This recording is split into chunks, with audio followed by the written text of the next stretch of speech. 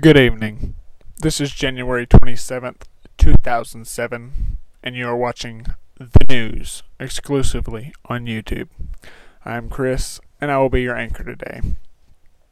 As this is my first real news report, it's somewhat short in length, and the stories aren't that important, but this is just kind of giving you an overview of what some of my newscasts may be like.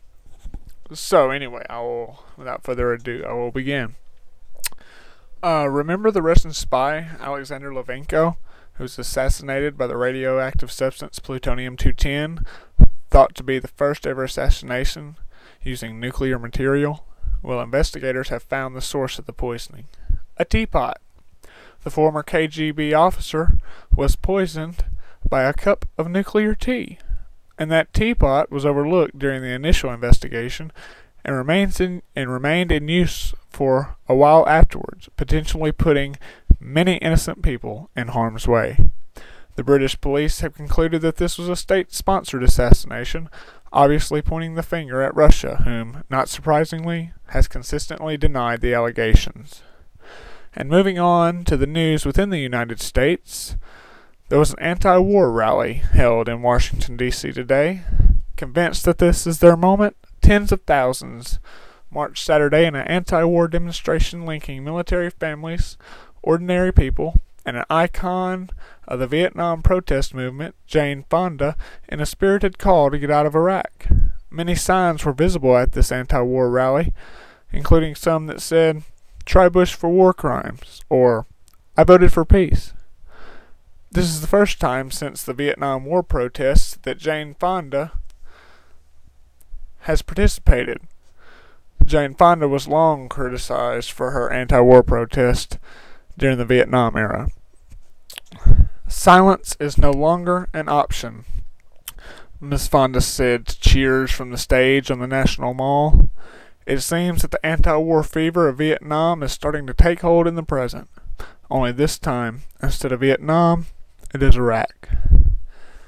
And while we're on the subject of Iraq, let's go to the trial of the former Chief of Staff of Vice President Dick Cheney, Louis Scooter Libby's trial. One of Bush's most trusted advisors, Karl Rove, is set to testify in the trial of Louis Scooter Libby. Libby is on trial for obstruction of justice over the leak of the undercover CIA operative Valerie Plame's name to the news media. Libby's lawyers have explicitly stated that their client, Mr. Libby, is being made a scapegoat to protect Bush's right-hand man. Also expected to testify, the White House counselor Dan Bartlett, as well as, and this will be a first time in history, he will be Vice President Dick Cheney. He will be the first sitting vice president to ever testify in a criminal trial. This case has brought to light the inner workings of one of the most secretive administrations in our nation's history and gives us a glimpse behind the scenes and shows us what really goes on at 1600 Pennsylvania Avenue. Regular updates will be provided on the Libby trial as it progresses. And now we move from a political crisis in the United States to a culinary crisis in Mexico. Many Mexicans, especially the poor who rely on tortillas as a good nutrition source, are outraged because the price of tortillas has skyrocketed, mainly because of the United States' focus on creating alternative energy and the research of ethanol, which corn is one of the main products used to produce it.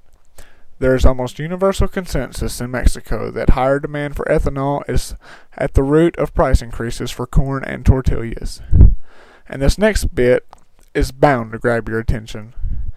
YouTube founder, one of the YouTube co-founders has stated that YouTube has the intentions on sharing its revenues with contributors to the site. This is about all we know at this point. However, I am sure within the next few weeks or months the actual plan on how they intend to share the revenue with us will come to light. Thank you for tuning in. More in-depth coverage is coming up, but until we meet again, good night and good luck.